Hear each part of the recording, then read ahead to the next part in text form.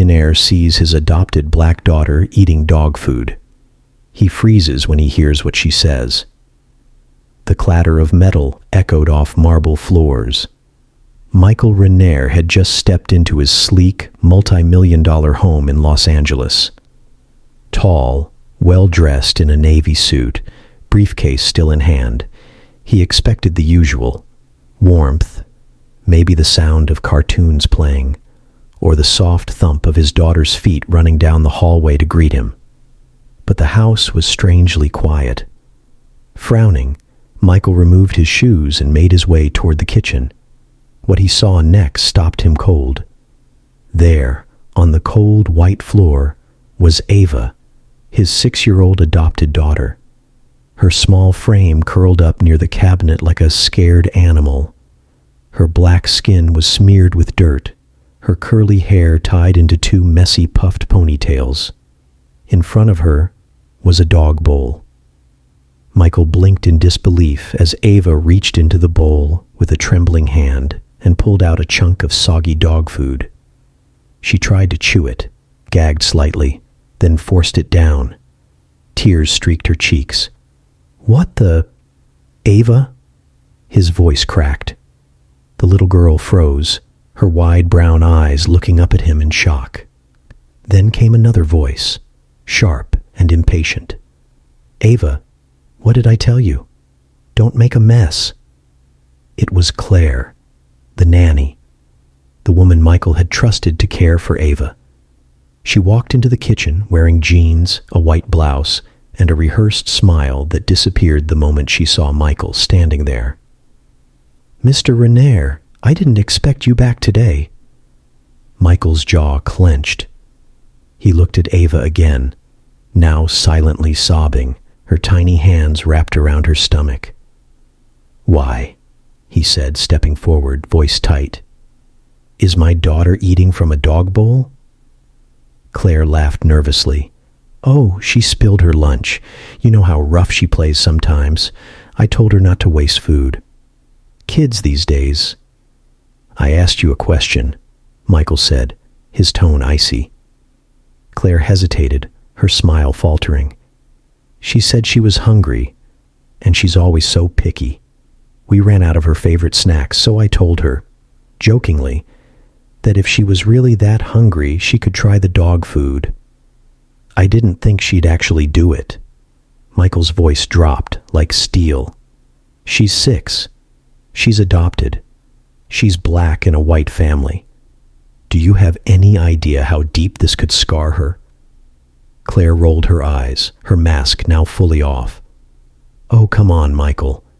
Don't turn this into a race thing. I'm not really your daughter. Just your good deed. She's not made of glass. You're the one who wanted to adopt a charity case." Silence. Dead, suffocating silence. Ava looked up slowly, her little body trembling. Her voice was barely a whisper, but it struck like lightning. "I'm not really your daughter, just your good deed."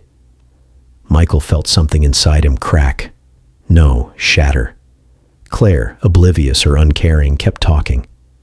"Honestly, I've had enough. She's always crying. So sensitive. I've raised kids before, and none of them ever acted like this." Michael's eyes never left Ava. Her bottom lip quivered. Her white shirt was stained. Her jeans were frayed at the knees. She looked like she hadn't bathed in days. He spoke softly, almost afraid of the answer. "What else did she tell you?" Ava wiped her face with the back of her hand. "She said I'm lucky to even live here, that you were going to send me back if I kept being a brat, and if I asked for anything again, she'd make me sleep in the garage, with the dog." Michael's hands clenched into fists at his sides. Claire's tone snapped sharp. "All right, this is ridiculous. She's lying now. Drama queen, that's what she is." Michael turned to her. His glare could have shattered glass. "Claire," his voice was calm, but deadly. "Get out." Claire's eyes widened. "Excuse me?" "You're fired. Pack your things, and pray I don't press charges." Claire scoffed, laughing bitterly. "You'll regret this, Michael. You think that girl's grateful? You'll see what a burden she really is." She turned and stormed out. Michael crouched down, lowering himself to eye level with Ava. Her breathing was shaky, her cheeks blotchy and red. Still, somehow she tried to smile. "I didn't mean to cause trouble," she whispered. Michael felt his throat tighten. His eyes burned. "Ava, listen to me. You are not trouble. You are my daughter. You are loved. And no one gets to make you feel small in this house." She looked at him, uncertain. "Even if I mess up?" He nodded. "Especially then." She burst into sobs and threw herself into his arms. He wrapped her tight, holding her like his own heartbeat lived in her chest. And as he rocked her, swearing to himself she would never feel like this again, a quiet thought crept in. Something wasn't right. This wasn't the whole story. Something darker had happened here while he was gone, and he was going to find out. Michael sat there, Ava in his lap, for what felt like hours.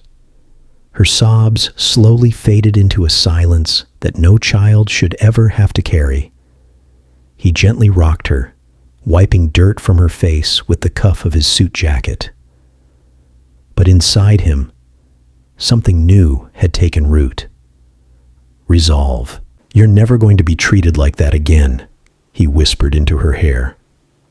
That night, Michael didn't sleep. He lay awake in the guest room, Ava curled against him, clutching his tie like a lifeline.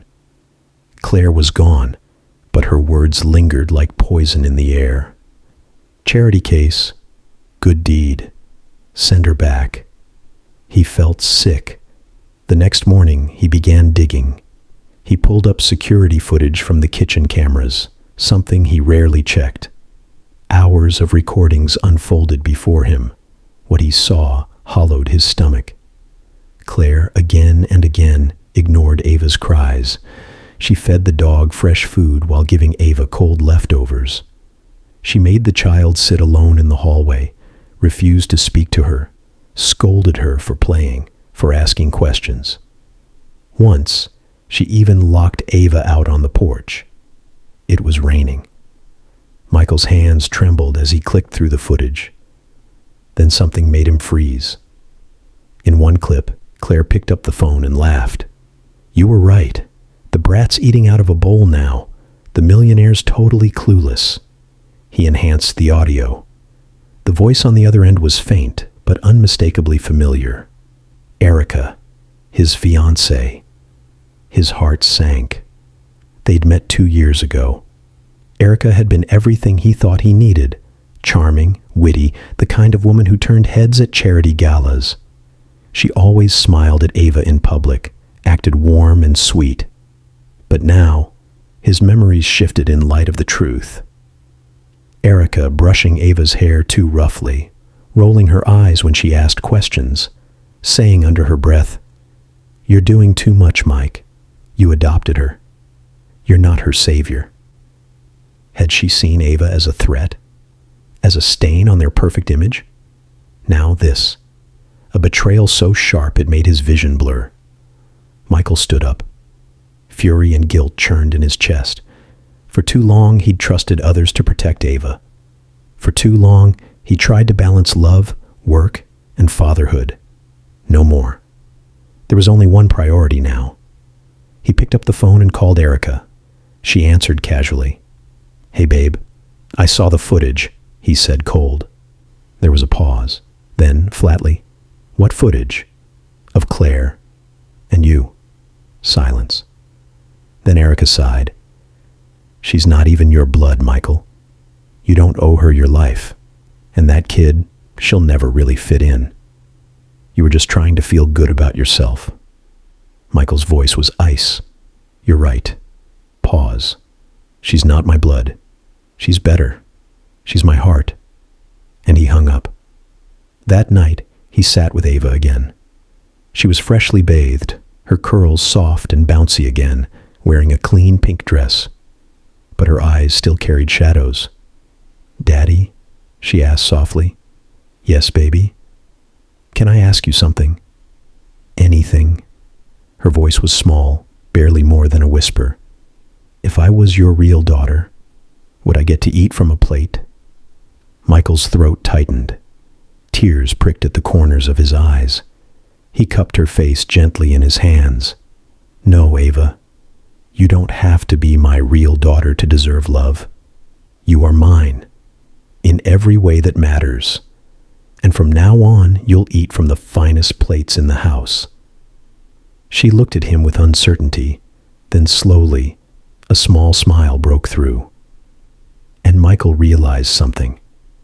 He couldn't undo the hurt, but he could build something stronger on the ashes of betrayal. He would fight for Ava, and this time he wouldn't look away. You are my real daughter, Michael said softly, cupping Ava's face in his hands. And you'll never eat from anything but the finest plate again, not because of wealth, but because you matter. Ava nodded, her bottom lip trembling. Weeks passed. Michael took time off work. He made her breakfast every morning, pancakes shaped like hearts, eggs with smiley faces. He walked Ava to school hand in hand. He sat beside her during therapy sessions, never missing a moment. And slowly, so slowly, she began to open up again. One quiet morning, as sunlight streamed through the window, Ava placed a tiny paper crown on his head and giggled. You're the best daddy in the world, Michael grinned. And you, my little queen, are the best thing that ever happened to me. They were healing, together. Then came a surprise. Michael received a letter from his late father's charitable foundation. The board had learned of Ava's story, and it had moved them deeply.